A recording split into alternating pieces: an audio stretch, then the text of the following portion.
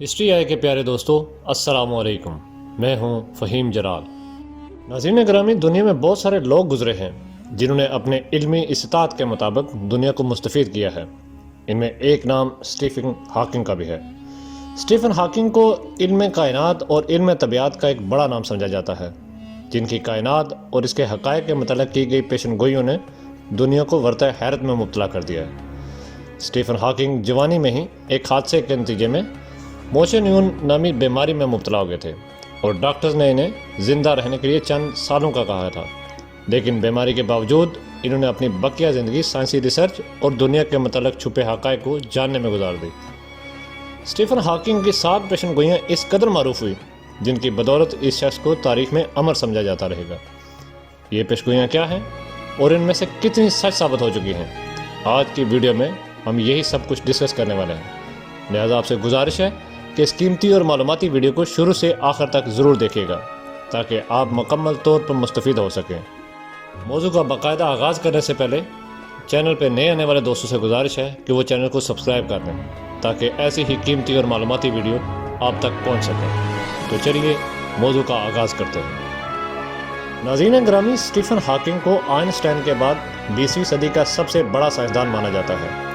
اس نے black hole پہ کام کیا اور یہ غلط فہمی دور کر دی کہ بلیک ہولز ختم نہیں ہو سکتے۔ بلیک ہول دراصل خلا میں گھومتے ہوئے ایسے دائرے ہیں جو ہر چیز کو ہڑپ کر جاتے ہیں، حتیٰ کہ وقت کو بھی۔ اس نے ہمیں یہ بتایا کہ جب 2 بلیک ہولز آپس میں ملتے ہیں تو ان سے نیا بننے والا بلیک ہول کا ایریا ان دونوں کی نسبت زیادہ ہوتا ہے۔ اسٹیفن ہاکنگ 1942 میں ایک ایسے خاندان میں پیدا ہوئے جو اچھی طرح تعلیم یافتہ اور قابل احترام تھا۔ اس کے والد اور والدہ دونوں آکسفورڈ یونیورسٹی سے تعلیم شدہ تھے اور اپنے پیشوں میں مشہور تھے۔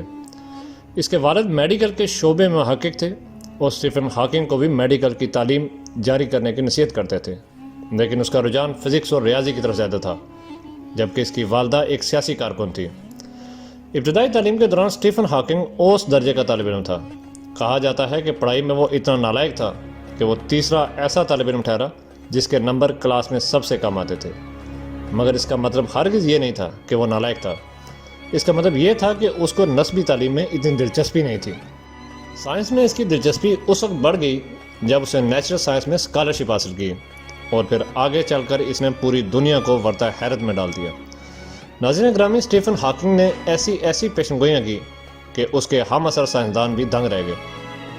ناظرین گرامی، اسٹیفن ہاکنگ کی پہلی پیشن گوئی کے مطابق دنیا کسی بھی قسم کی خلائی تبدیلیوں کے باعث نہیں بلکہ انسانوں کی ان ایجادات اور سرگرمیوں کی وجہ سے ختم ہوگی جو دنیا کو مزید ترقی سے ہمکنار کر رہے ہیں، جیسا کہ جینیاتی طور پر بنائی گئی ویکسینز جو ایک طرف تو وائرسز کو ختم کرنے کے لیے بنائی جا رہی ہیں تو دوسری طرف یہ ہمارے لیے مزید نقصانات کا بھی سبب بن رہی ہیں۔ برائلر مرغیوں کی فیڈ اس کی بہترین مثال ہے۔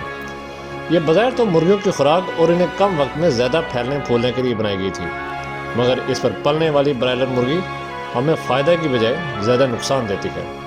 اس کے علاوہ کینسر سیلز کو ختم کرنے کے لیے مختلف قسم کے وائرسز بنائے جا رہے ہیں جو ایک طرف تو کینسر کے خلیوں کو بڑھنے سے روکتے ہیں لیکن دوسری طرف ہمارے لیے ایک بیک فائر بھی ثابت ہو رہے ہیں، یعنی مزید نقصانات کا سبب بھی بن رہے ہیں۔ اسی طرح جینیٹیکلی موڈیفائڈ آرگنزم یعنی جنیاتی طور پر بنائے گئے جانور اور انسان جنہیں ٹرانس ہیومن بھی کہا جاتا ہے، نہ صرف موجودہ دور میں بلکہ آنے والے وقت میں مزید تباہی کا سبب بنیں گے۔ ناظرین گرامی، اسٹیفن ہاکنگ کی دوسری پیشن گوئی یہ تھی کہ ٹیکنالوجی کی بڑھتی ہوئی ترقی اور استعمال جہاں زندگی کو آسان بنا رہا ہے، وہیں اس دنیا کے لیے آنے والے وقتوں میں بہت سے خطرات بھی ساتھ لائے گی۔ اسٹیفن ہاکنگ کا کہنا تھا کہ یہاں تک تو ٹیکنالوجی کی ترقی ٹھیک ہے، مگر اس سے آگے مزید ترقی اس کائنات کے لیے بڑی غلطی ثابت ہوگی۔ انسان چونکہ مصنوعی ذہانت اور ایسے روبوٹ بنانے کی تگودوں میں ہے جو اس کے نعم البدل بن سکیں، لیکن یہ مصنوعی ذہانت اسے کس کھائی کی طرف لے جا رہی ہے، کن خطرات کی طرف دوچار کر رہی ہے، اس سے انسان یکسر ناواقف ہے۔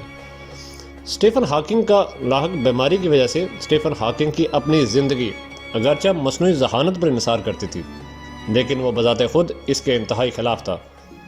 اس کے مطابق ہماری دنیا کی سب سے بری ایجاد مصنوعی ذہانت ہے، یعنی روبوٹس۔ اس کے نتیجے میں بننے والے روبوٹس انسانوں کو ریپلیس کر دیں گے اور ان کے لیے آسانی کی بجائے بہت بڑا خطرہ ثابت ہوں گے۔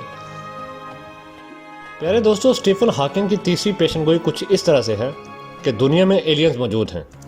اس کی ریسرچ سے یہ معلوم ہوتا ہے کہ اسٹیفن ہاکنگ خلائی مخلوق کے وجود کو تسلیم کرنے والا سائنسدان تھا۔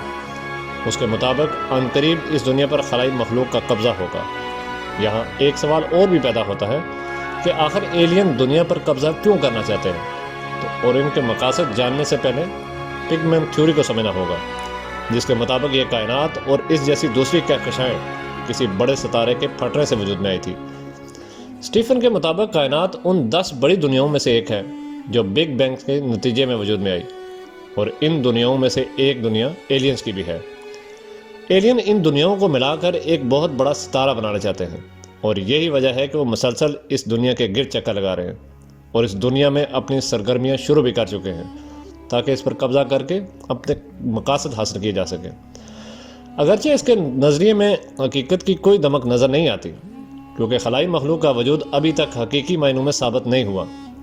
اسی طرح اسٹیفن ہاکنگ نے ایک اور حیرت انگیز تھیوری اپنی موت سے چند ہفتے قبل پیش کی۔ اس کے مطابق تمام ستارے آہستہ آہستہ اپنی انرجی کھو رہے ہیں، اس لیے یہ دنیا جلد اندھیروں کی طرف جانے والی ہے، اور جب خلا میں موجود ستاروں کا نظام کام کرنا چھوڑ دے گا تو اس وقت کائنات اپنے اختتام کا سفر شروع کر دے گی۔ اور قرآن پاک بھی اس پر حقیقت کی مہر کچھ اس طرح سے لگاتا ہے، اور جب سورج لپیٹ دیا جائے گا۔ ناظرین گرامی، اسٹیفن ہاکنگ اپنی پاشنی پیشن گوئی میں کہتا ہے کہ دنیا کو سب سے بڑا جو خطرہ لاحق ہے وہ نیوکلیئر ویپنز ہے، یعنی اسلحہ اور بارود کا بڑھتا ہوا استعمال، اور اس میں مزید ترقی انسانیت کی تباہی کا بڑا ثبوت بنے گی۔ انسانوں کا جارحیت پسند اور غیر معقول رویہ جلد ان ایجادات کی تباہی میں بدل دے گا۔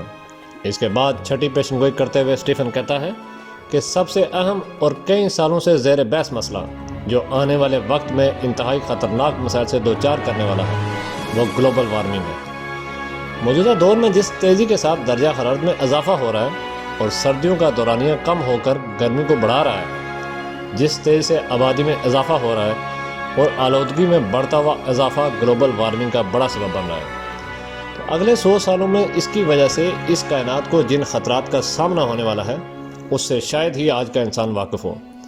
اسٹیفن ہاکنگ کی 7ویں اور آخری پیشن گوئی کے مطابق شاید وہ وقت دور نہیں جب انسان یہ دنیا چھوڑ کر کسی اور سیارے پر رہائش پذیر ہونے کے منصوبے بنائے گا، کیونکہ تحقیق کے مطابق ان تمام وجوہات کی بنا پر اگلے 600 سالوں میں یہ کائنات کسی آتش فشاں کی طرح پھٹ پڑے گی اور اس پر کسی زو روح کا نشان باقی نہیں رہے گا۔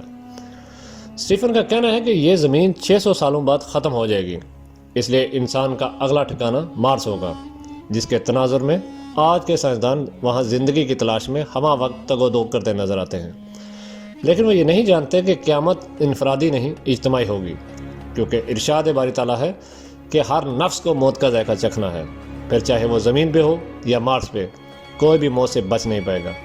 لہٰذا اپنی آخرت کو یاد رکھیں اور گناہوں کی بخشش طلب کرتے رہا کریں۔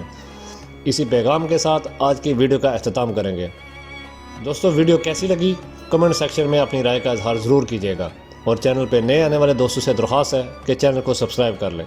اگلی ویڈیو تک اپنے دوست فہیم جلال کو اجازت دیں۔ اللہ حافظ۔